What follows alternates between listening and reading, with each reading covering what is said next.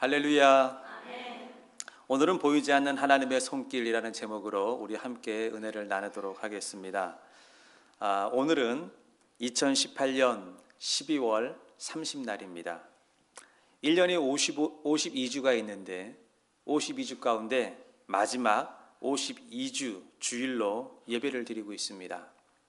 여러분 어떤 마음이 드십니까? 평상시 우리가 지내오던 주일과 조금 사뭇 다른 마음이 들지는 않으십니까? 예전에 어르신들이 이런 말씀을 하는 것이 기억이 납니다. 30대가 되면 시간이라고 하는 속도가 30마일로 달려간다고 합니다. 그런데 40대가 되면 시간이 40마일로 달려간대요. 그리고 50대가 되면 50마일의 속도로 시간이 달려가고 60대가 되면 60마일, 70대가 되면 70마일, 80대가 되면 80마일로 달려간다. 이런 얘기를 들었습니다. 제가 이런 얘기를 듣고 솔직히 제 마음속으로 그런 생각이 들었습니다. 그런 게 어디 있어? 이런 마음이 사실 마음에 들은 적이 있었어요. 왜냐하면 시간이 다 똑같이 지나가지 뭐 누구에게는 빨리 지나가고 누구에게는 늦게 지나가나 이런 마음을 품은 적이 있었는데 이제 와서 생각을 해보니까 그렇지 않더라는 거예요. 그 말이 피부에 와닿습니다. 어르신들이 이런 말을 하는 것은 연령대별로 시간이 흐르는 그 체감 온도가 다른 것을 느끼고 있는 것 같습니다. 즉 나이가 들어가면서 시간이 빠르게 지나고 있는 것을 느낀다라는 얘기죠. 이런 시간의 속도로 본다면 시간이 이렇게 빨리빨리 지나가게 되면 여러분 이제 조금 있으면 아마 2019년도에 마지막 주일 예배를 드릴지도 모릅니다. 그래서 우리는 정신을 바짝 차리고 시간을 아껴 써야 될 줄 믿습니다. 사랑하는 성도 여러분, 오늘 우리는 2018년의 마지막 주일 예배를 드리면서 한 해를 되돌아봐야 됩니다. 여러분들은 지나온 한 해를 어떻게 사셨다고 본인 스스로 생각을 하고 있습니까? 만족하십니까? 어떤 분들은 지나온 2018년의 1년을 되돌아보면서 만족하는 사람도 있을 것이고, 그러나 대다수의 어떤 분들은 아쉬움이 많이 남을 겁니다. 그리고 어쩌면 후회를 하고 있는 사람도 있을 것입니다. 내가 조금 더 열심히 할 걸, 내가 조금 더 최선을 다할 걸, 이런 마음을 가지고 사는 사람도 있을 것입니다. 그러나 중요한 것은 내가 지나간 2018년의 이 한 해를 내가 만족하느냐 후회하느냐, 여기에 마음을 두시면 안 돼요. 여기에 마음을 두시게 되면 우리 마음이 힘들어집니다. 정말 우리가 2018년의 끝자락에서 내 마음을 둬야 될 것은 어디에 있냐면, 하나님이 2018년 한 해를 나를 지켜주셨구나, 하나님이 나를 인도해 주셨구나, 여기에 우리의 마음을 둬야 될 줄 믿습니다. 살다 보면 힘들고 어려운 시기도 있고 또 조금 마음이 편한 시기도 있었습니다. 그러나 가만히 생각을 해보십시오. 그 모든 시간들 속에서 하나님의 보이지 않는 손길이 우리를 붙잡고 인도하셔서 2018년의 끝자락에 지금 우리는 서 있는 것입니다. 그렇다면 우리는 2018년의 끝자락에서 내가 잘 살았냐 못 살았냐를 보기보다는 하나님이 내 삶을 인도했다라고 우리가 생각을 한다면 하나님 앞에 감사를 표현하는 것이 맞습니다. 2018년의 끝자락에서 하나님 앞에 정말로 내 마음을 다해서 하나님, 힘든 시기 지켜주셔서 보이지 않는 하나님의 손길이 나를 인도해 주셔서 하나님 정말 감사합니다, 이렇게 감사로 2018년을 마무리하는 자에게는 하나님께서는 2019년도에 더 큰 감사거리를 준비하고 있는 걸 믿으시기를 바랍니다. 아멘. 그래서 우리는 이 시간에 한번 옆 사람에게 감사 한번 해봅시다.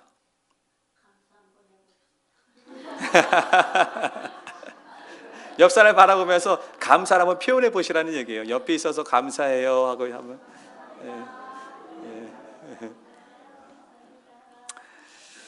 네. 오늘 우리는 사무엘상 마지막 부분을 보게 되는데요. 이 사무엘상의 마지막 부분은 하나님의 보이지 않는 손길이 인도하고 있는 모습이 나옵니다. 하나님은 다윗의 삶을 인도하고 계셨고 하나님은 역사를 이끌어가고 있었다라는 것입니다. 그렇다면 이 하나님의 보이지 않는 이 손길이 다윗만 인도하실까요? 역사만 이끌어 가실까요? 저는 그렇게 보지 않습니다. 그 하나님의 손길이 저와 여러분의 삶도 인도해 주실 걸 믿으시기를 바랍니다. 그리고 2019년도에 우리의 삶도 하나님께서 인도해 주실 걸 믿으시기를 주의 이름으로 축원을 드립니다. 오늘 우리는 사무엘상의 맨 마지막 부분을 보게 되는데, 이 사무엘상의 맨 마지막에는 커다란 사건 3가지가 나옵니다. 첫 번째 사건은 다윗이 블레셋으로 2번째 도망가지 않았습니까? 그런데 도망가고 난 뒤에 자신이 뜻하지 않은 일들이 생겨요. 그리고 2번째 사건은 부솔 시내가에서 어떤 일이 벌어집니다. 그리고 3번째는 이 사울이 길보아 전쟁에 나가서 죽는 사건이 기록이 되어 있습니다. 그런데 이 3가지의 모든 사건들 가운데서는 하나님께서 보이지 않는 손길이 그 모든 것들을 딱 붙잡고 인도하고 있다라는 것입니다. 자, 그러면 한번 하나씩 살펴볼 텐데, 첫 번째, 다윗이 블레셋으로 망명한 후에 어떤 일을 겪게 되었습니까? 다윗은 사울을 피하여 블레셋으로 2번째 망명을 했습니다. 여러분, 이것은 명백하게 다윗의 실수였습니다. 다윗이 있어야 할 자리는 유다 땅입니다. 비록 유다 땅이 위험하고 유다 땅이 힘든 자리라 할지라도 하나님께서는 다윗이 그 힘든 자리에서 배워야 할 것이 있고 다듬어져야 할 것이 있기 때문에 유다 땅에 있기를 바랬습니다. 그런데 다윗이 어떻게 했습니까? 자신의 생명의 위협을 느끼자, 그리고 더 나아가서 자신의 부모님의 신변의 안전을 위해서 유다 땅을 떠났습니다. 그리고 옆 나라였던 모압 땅으로 찾아갔습니다. 그리고 모압 왕에게 자신의 부모를 맡기는 거예요. 그리고 자신의 부모를 맡기면서 어쩌면 다윗도 이런 마음이 들었을 거예요. 나도 좀 여기서 좀 잠깐 쉬고 싶다. 왜냐하면 유다 땅에 돌아가면 또 힘들고 생명을 위협하는 일들이 벌어지기 때문에 내가 이 땅에 좀 쉬고 싶다, 이런 마음이 들었을 것입니다. 그런데 바로 그 시점에 하나님께서 선지자 가시라고 하는 사람을 통해서 다윗에게 하나님의 말씀을 전해줬습니다. 그 내용은 이겁니다. 너는 다시 유다 땅으로 들어가라 라는 것이었습니다. 할 수만 있으면 조금 더 쉬고 싶었는데, 할 수만 있으면 좀 편안한 삶을 살고 싶었는데, 선지자 가시 와서 유다 땅으로 들어가라 그랬습니다. 여러분, 이것은 다윗이 있어야 할 위치, 정확한 위치를 알려주는 것이었습니다. 그래서 다윗은 유다 땅으로 다시 돌아왔습니다. 그런데 다윗이 유다 땅에 돌아와서 다시 또 생명의 위협을 느끼자 어떻게 했습니까? 이번에도 2번째로 블레셋으로 도망을 가게 되었습니다. 자, 그런데요, 블레셋으로 도망을 갔는데 그곳에서 자신의 의도와 전혀 상관없는 일들이 벌어지기 시작을 했습니다. 우리도 그렇지 않습니까? 내가 계획하고 내가 준비한 것들이 있는데 내 계획과 내 의도와 상관없는 일들이 우리 주변에서 많이 일어날 때가 있습니다. 다윗에게 있어서 본인이 생각하지 않았던 일이 무엇이었습니까? 블레셋과 이스라엘이 전쟁을 벌이는 일이었습니다. 여러분, 그렇다면 다윗은 이스라엘과의 전쟁을 피할 수 없는 전쟁을 맞이하게 되었다라는 것입니다. 분명 실수는 다윗이 한 겁니다. 유다 땅을 떠나서 블레셋으로 갔습니다. 그런데 그곳에서 피할 수 없는 상황을 겪게 되었다라는 것입니다. 그런데 이 피할 수 없는 어려운 상황 가운데 하나님께서 다윗의 인생에 간섭하시는 모습을 보도록 하겠습니다. 사무엘상 29장 4절을 보시게 되면 블레셋 사람의 방백들이 그에게 노한지라 블레셋 방백들이 그에게 이르되 이 사람을 돌려보내어 왕이 그에게 정하신 그 처소로 가게 하소서. 그가 우리와 함께 싸움에 내려가지 못하리니 그가 전장에서 우리의 대적이 될까 하면이라 그랬습니다. 지금 이게 어떤 상황입니까? 블레셋의 방백들이 블레셋 왕 아기스에게 와서 악유하는 모습이었습니다. 여러분, 우리는 이 장면을 조금 더 쉽게 이해를 하려면 블레셋이 어떤 나라인가를 알아야 됩니다. 이 블레셋이라고 하는 나라는 도시연합국가입니다. 도시연합국가라는 것은 말 그대로 큰 도시들이 모여서 하나의 국가를 이루고 있는 거예요. 그러니까 각 도시마다 그 도시를 다루는 군주가 있었어요. 근데 그 군주를 방백이라고 부릅니다. 그런데 전쟁이 일어나거나 위급한 일이 생기면 이 군주들, 방백들이 모여서 대표를 뽑아요. 그리고 그 대표가 왕이 되는 거예요. 그러니까 평상시에는 각 도시마다 방백이 다스리고 전시에는 이 도시들의 방백들이 모여서 대표성을 뽑아서 블레셋이라고 하는 나라를 만들어서 그리고 전쟁을 치르는 것입니다. 그러니까 블레셋은 5개의 커다란 도시가 모여서 하나의 블레셋이라고 하는 나라가 된 것입니다. 가드, 가사, 아스글론, 아스돗, 에글론이라고 하는 이 5개의 도시가 있었는데 이 5개의 도시 가운데 대표성이 있는 도시가 바로 가드였습니다. 그리고 가드의 방백이 아기스였습니다. 그러니까 아기스가 블레셋의 대표성을 가진 왕이었습니다. 자, 그런데 이 방백의 힘을 무시 못하는 것이죠. 이 4명의 방백들이 아기스를 찾아와서 이야기를 하는 겁니다. 이제 우리가 곧 이스라엘과 전쟁을 치를 텐데 저 사람을 집에 돌려보내라는 것입니다. 저 사람이 누구였죠? 다윗이었습니다. 다윗이 어디로 망명을 했습니까? 가드 땅으로 망명을 했습니다. 그래서 아기스에게 잘 보였어요. 아기스에게 신임을 얻었어요. 그러니까 아기스는 다윗을 믿고 너는 나와 같이 함께 가서 싸워야 돼. 그리고 전쟁에 데리고 갔는데 나머지 4명의 방백들은 다윗을 믿지 못하는 것입니다. 왜냐하면 그들의 기억 속에는 다윗을 기억하고 있었어요. 다윗이 골리앗을 죽인 사람이었습니다. 골리앗은 블레셋 사람이었습니다. 그리고 이스라엘 땅에서 불려졌던 노래가 있습니다. 사울은 천천히요 다윗은 만만이라. 아니 저 사람이 전쟁에 나갔다가 우리가 이스라엘과 싸우는데 후방에서 다윗이 변심을 하고 우리를 치게 되면 우리는 어떡하냐는 거예요. 앞에는 이스라엘이 있고 뒤에는 다윗이 있는데 이 다윗을 만만하게 볼 사람이 아니라는 것입니다. 그래서 이 4명의 방백들이 블레셋 왕 아기스에게 찾아가서 저 사람을 집으로 돌려보내라. 우리는 전쟁에 나갈 수 없다. 이런 상황이 벌어지고 있었습니다. 자, 그렇다면 다윗은 자신의 잘못된 선택과 실수로 인해서 피할 수 없는 상황을 맞이하게 되었는데 그 피할 수 없는 상황에 누가 개입을 해서 그 전쟁에서 빼주게 된 것입니까? 여러분 이 장면을 가만히 묵상을 하시면 우리에게 주는 영적인 교훈이 하나 있습니다. 분명히 다윗은 잘못된 판단으로 피할 수 없는 상황을 만들었는데 하나님께서 다윗의 인생에 개입하고 있다라는 것입니다. 사랑하는 성도 여러분, 하나님이 다윗의 인생에만 개입한다고 보십니까? 그렇지 않아요. 하나님은 저와 여러분의 인생 가운데서도 개입을 하고 우리의 인생을 이끌어주고 있다라는 것입니다. 만약에 다윗이 전쟁에 나갔다고 칩시다. 그러면 사울과 마주칠 수밖에 없습니다. 사울인 것을 알고 다윗이 사울을 죽이지 않았다고 합시다. 그러면 끝나는 건가요? 그렇지 않습니다. 다윗은 그 전쟁에 참여했다는 그 사실 하나만으로도 다윗은 이스라엘의 왕이 될 수가 없는 사람입니다. 사무엘상 28장 19절을 보겠습니다. 여호와께서 이스라엘을 너와 함께 블레셋 사람들의 손에 넘기시리니 내일 너와 내 아들들이 나와 함께 있으리라.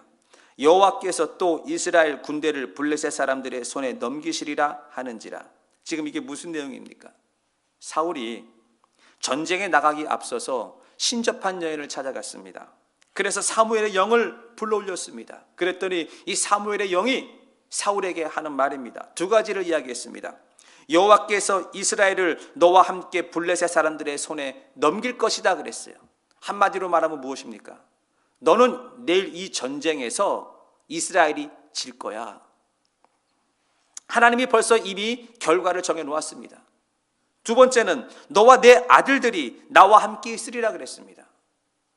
너와 사울과 너의 아들들이, 사무엘이 지금 말하는 거 아니에요. 사무엘은 지금 죽은 영 아닙니까? 죽은 자와 함께 있다는 얘기는 사울이 내일 어떻게 된다는 얘기죠? 그 전쟁에서 죽는다는 얘기였습니다. 그러니까 사울은 전쟁에서 죽게 되어 있다는 것이죠. 이것이 하나님의 각본이었습니다. 그러니까 다윗은 좋든 싫든 간에 그 전쟁에 참여하게 되면 사울이 죽는 것에 동참하는 일이 되는 것입니다. 여러분 혹시 연좌죄라는 말 들어보셨습니까? 이 연좌죄라고 하는 것은 죄를 지은 범인이 있다고 가정을 하면 그 범인과 특정한 관계에 있는 사람들이 연대 책임을 묻고 같이 처벌을 당하는 거예요. 마치 도둑놈이 있는데 이 도둑질을 했어요. 근데 나는 뭘 훔치지 않았어요. 근데 내가 그 사람과 아는 사람이에요. 내가 그 사람과 가까이 곁에 있었어요. 그러면 나도 같이 도둑으로 몰리는 거예요. 그게 연좌죄예요. 만약에 다윗이 길보아 전투에 나갔다면 똑같은 상황이 벌어지는 것입니다. 다윗은 사위를 죽이지 않았지만 사울이 죽는 전쟁에 참여한 거 아니겠습니까? 그러니까 다윗은 간접적으로 사울을 죽이게 되는 것이죠. 그러면 다윗의 인생이 어떻게 될까요? 왕이 되지 못하고 끝장이 나는 것입니다. 그런데 하나님께서 다윗을 이 전쟁에서 하나님이 개입하셔서 빼주셨습니다. 여러분 올 한 해 지나온 삶을 어떻게 살았다고 보십니까? 순간순간 우리가 결정을 내리고 순간순간 내가 하고 싶은 것을 하면서 우리는 살아왔습니다. 그러나 하나님께서 보이지 않는 하나님의 그 손길이 우리를 붙잡고 지금 이 시간까지 여기까지 인도해 주신 것을 믿으시기를 바랍니다. 하나님은 내 삶을 간섭하고 계세요. 하나님은 내 삶을 인도하고 계시는 것이에요. 여러분 큰 그림은 하나님이 우리의 삶을 꽉 잡고 있지만 작은 그림으로 본다면 순간순간 결정은 내가 내리는 거예요. 그러나 보십시오.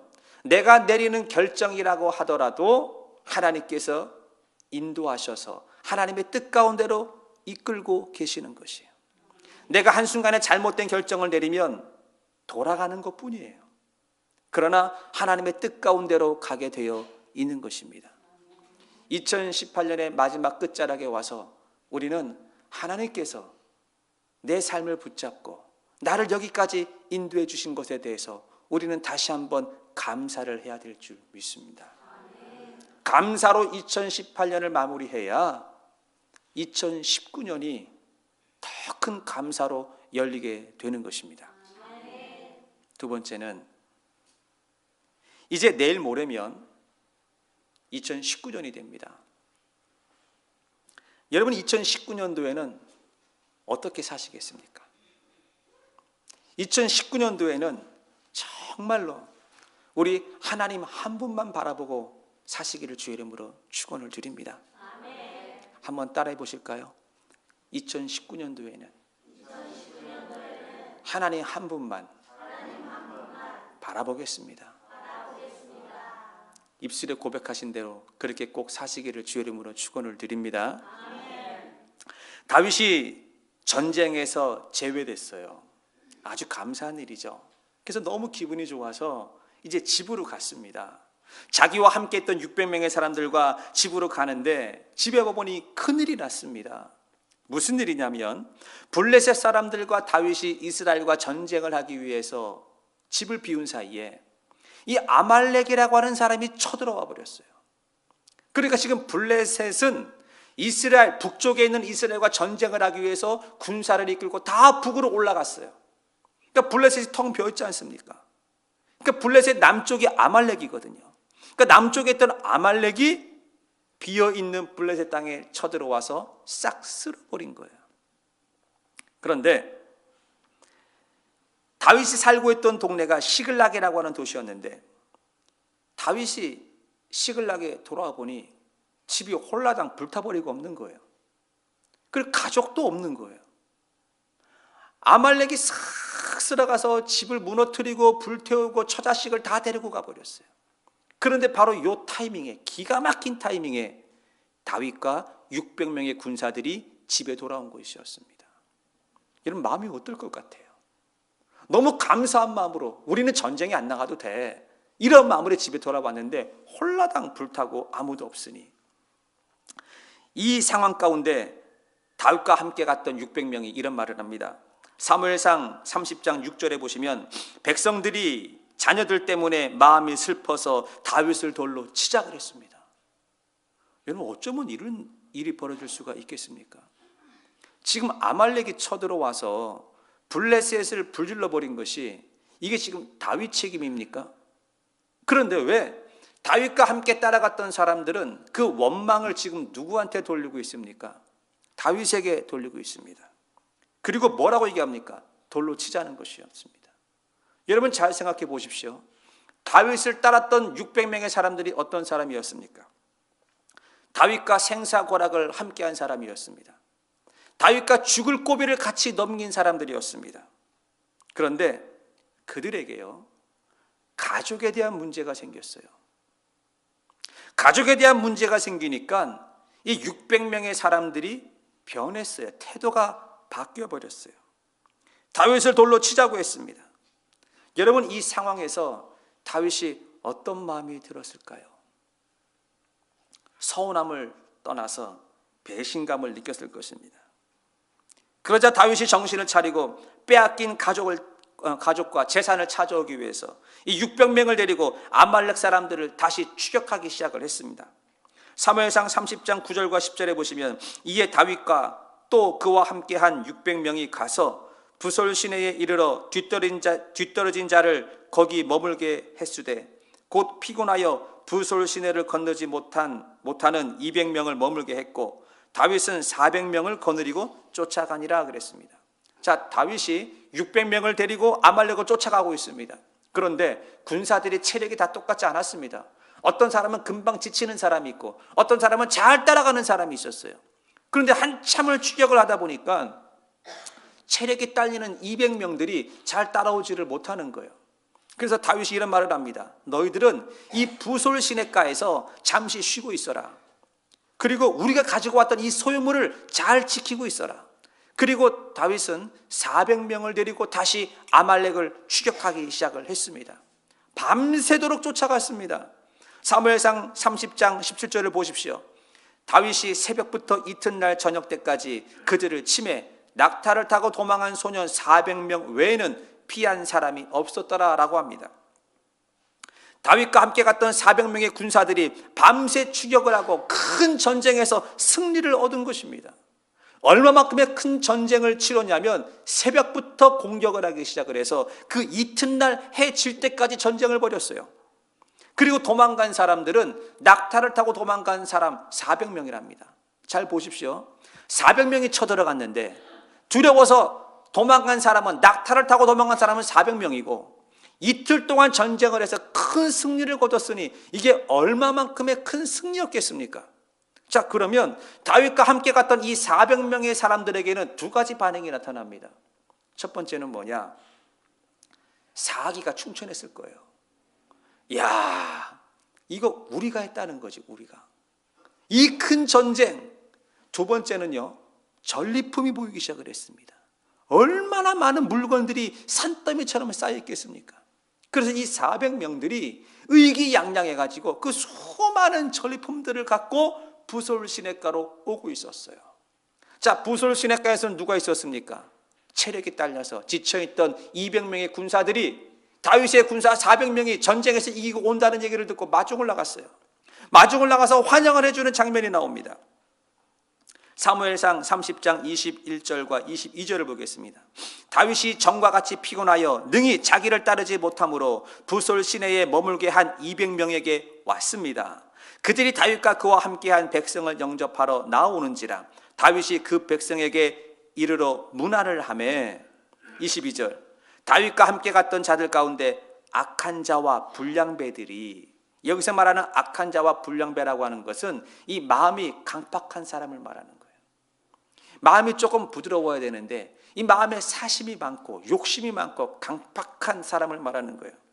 이 악한 자와 불량배들이 다 이르되 그들이 우리와 함께 가지 아니하였은즉 우리가 도로 찾은 물건은 무엇이든지 그들에게 주지 말고 각자의 처자만 데리고 떠나가게 하라 하는지라 그랬습니다.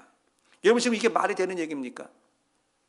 400명의 사람들이 의기양양해서 우리가 싸워서 이겼다는 것이죠. 그리고 손에 많은 돈들이 들어왔습니다. 그리고는 돌아와서는 뭐라고 말합니까? 이렇게 나약한 사람들, 이 사람들은 전쟁을 하지 않았으니까 이 전리품을 저들과 나눌 수 없다. 저들에게 줄 것은 각자 저 자식만 돌려주자, 이런 이야기를 했습니다. 여러분, 그렇다면 이 200명의 사람들이 만약에 이 얘기를 들었다면 마음이 어땠을 것 같아요? 잘 모르세요? 섭섭이가 들어오잖아요.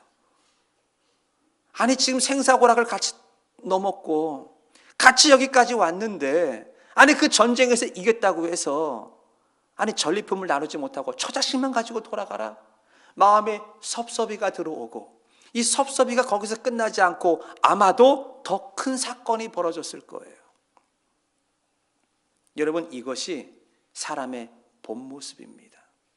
다시 말하면 이 물질 앞에서 사람의 본색이 드러나게 되어 있는 것입니다. 목표는 똑같았어요. 힘든 고비도 같이 넘었어요. 그런데 돈 앞에 있으니까 사람이 바뀌더라라는 것입니다. 아무리 친했던 친구도요, 이 돈 앞에 있으면 얼굴이 바뀌는 사람이 있습니다. 좋을 때는 몰라요. 근데 이권이 생기지 않습니까? 그러면 하나씩 조목조목 따지는 사람들이 있다라는 거예요. 저희 어머니가 예전에 이런 말을 하는 게 기억이 납니다. 사람은 돈을 거래해보면 안다 그랬어요. 이 큰 돈, 작은 돈을 떠나서 사실 작은 돈이 더 그래요. 사람들은 작은 돈을 가볍게 생각을 해요. 정확하게 빌린 거면 줘야 되는 거 아닙니까? 근데 작은 돈이지만 아이 뭐 이까짓 것 조금 이따 줘도 돼. 여기에서 사람의 본색이 드러나는 것입니다. 우리는 사무엘상 22장부터 다윗을 따랐던 사람들을 보아왔습니다. 생사고락을 함께했던 사람들이었습니다. 그리고 다윗이 사울이 쳐들어왔다는 이야기를 듣고 그 사울의 적진에 들어갈 때 아비새가 목숨을 걸고 내가 같이 가겠다고 말을 한 사람이었습니다.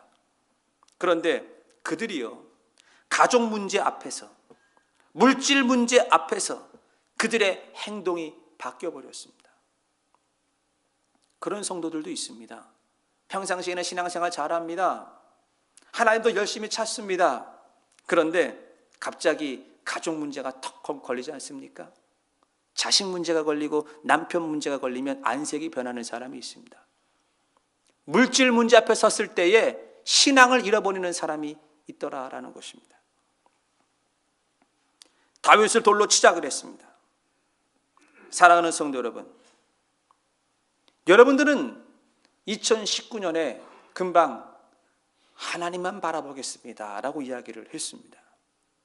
근데 우리가 2019년을 살다 보면 1월 달에 돌뿌리가 올라올지, 2월 달에 돌뿌리가 올라올지, 3월 달에 자식 문제가 터질지, 4월 달에 물질 문제가 걸릴지 우리는 몰라요.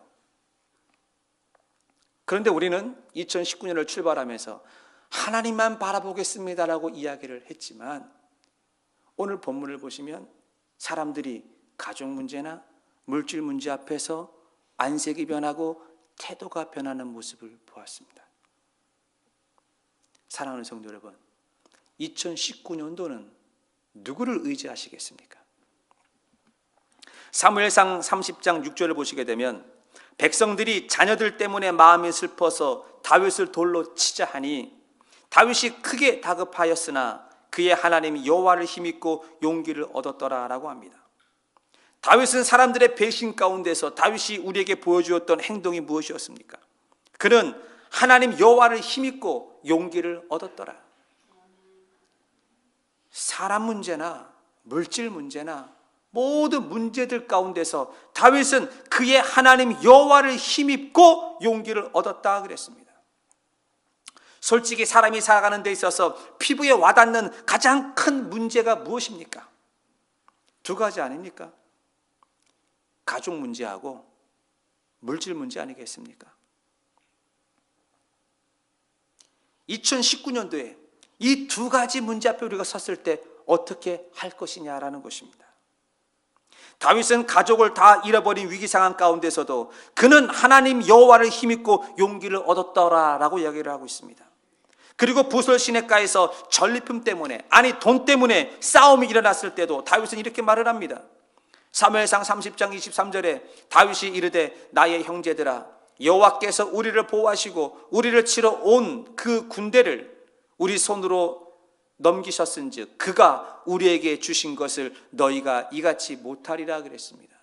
지금 다윗이 뭐라 그러죠? 이 전리품 이 얻은 것 우리가 이긴 게 아니야. 이 전리품 생긴 것 내가 공짜로 얻은 게 아니라는 것입니다. 그가 우리에게 주신 것이다 그랬습니다. 이것이 다윗의 물질관이었습니다. 하나님이 그가 물질을 우리에게 주셨다라는 것입니다. 다시 말하면 우리가 물질 문제 앞에 서 있을 때 우리는 하나님을 따라가겠느냐 아니면 물질을 바라보겠느냐라는 것입니다. 그렇다면 사랑하는 성도 여러분, 이제 우리는 2019년 한 해를 바라보면서 전적으로 하나님 한 분만 바라보고 달려가는 저와 여러분이 되어야 될 줄 믿습니다. 그리고 마지막 세 번째는 모든 역사는요 하나님의 손끝에서 이루어진다라는 것입니다. 블레셋과 이스라엘의 전쟁을 치렀는데 결과가 어떻게 되었습니까? 블레셋이 이스라엘을 이겼습니다. 제가 이미 사무엘상 28장에서 말씀드린 것처럼 사무엘의 영이 나타나서 뭐라고 이야기를 했죠? 내일 길보아 전투에서 이스라엘은 패배할 것이다 라고 이야기를 했습니다. 여러분, 바로 이 말은 전쟁의 결과는 누가 붙잡고 있다는 거예요? 하나님이 붙잡고 있다라는 것입니다. 그렇다면 우리 개인의 전쟁은 누가 붙잡고 있는 것입니까? 우리 개인의 인생은 누가 붙잡고 있는 것입니까? 한순간 내가 결정을 내리는 것 같고 한순간 내가 내 삶을 이끌어가는 것 같지만 그게 아니다라는 것입니다. 개인의 인생도 하나님께서 결론적으로 붙잡고 계시는 것이고, 아까 말씀드린 것처럼 내가 순간순간 어떠한 결정을 내리냐에 따라서 내가 힘들게 가느냐, 내가 먼 길을 돌아가느냐, 그러나 중요한 것은 하나님이 내 인생을 꽉 붙잡고 있다라는 것입니다. 믿으십니까? 시간을 조금만 더 거슬러 올라가서 우리가 사무엘상 15장을 보시면 사울이 이스라엘의 왕이 되었을 때 이 초창기 장면이 나옵니다. 하나님이 사울을 왕으로 세우시고 그에게 미션을 주었습니다. 아말렉을 치라는 거예요. 그런데 진멸시켜라 그랬습니다. 사람이나 전리품은 하나도 남기지 말고 싹 없애버려라 그랬습니다. 다 기억하고 계시죠? 그런데 사울이 어떻게 행동을 하던가요? 아말렉 왕 아각을 사로잡아 왔습니다. 그리고 값나가는 전리품들을 가지고 왔고, 그리고 상태가 좋은 가축들을 가지고 왔습니다. 사무엘이 그 모습을 바라보고 이렇게 말을 하죠. 사무엘상 15장 22절과 23절에 순종이 제사보다 낫고 듣는 것이 수양의 기름보다 나으니 이는 거역하는 것은 점치는 죄와 같고 완고한 것은 사신 우상에게 절하는 죄와 같음이라. 왕이 여호와의 말씀을 버렸으므로 여호와께서도 왕을 버려 왕이 되지 못하게 하셨나이다. 여러분, 이 말을 깊이 생각해야 됩니다. 사울을 왕으로 세우신 분이 하나님이시고 사울을 왕의 자리에서 내려오게 하는 분도 하나님이시라는 것입니다. 믿으십니까? 전쟁을 이기게 하시는 분도 하나님이시고 전쟁을 패배하게 하는 분도 하나님이시고 한 사람을 선택을 해서 왕으로 삼으신 분도 하나님이시고 그 왕을 끌어내려서 왕이 되지 못하게 하는 분도 하나님이시라는 것입니다. 사무엘상의 마지막이 어떻게 끝나던가요? 사울 왕이 죽는 모습으로 끝이 납니다. 그리고 사무엘 하는 다윗이 왕이 되는 장면으로 시작이 됩니다. 한 시대가 가야 또 다른 한 시대가 오는 것입니다. 결국 역사를 이끌어가는 분은 누구시냐? 하나님이시라는 것입니다. 그렇다면 우리는 하나님께서 이끄시는 이 역사의 흐름 속에서 다윗같이 준비된 자가 되어서 2019년도에 선하게 쓰임받는 저와 여러분들이 되기를 주의 이름으로 축원을 드리겠습니다.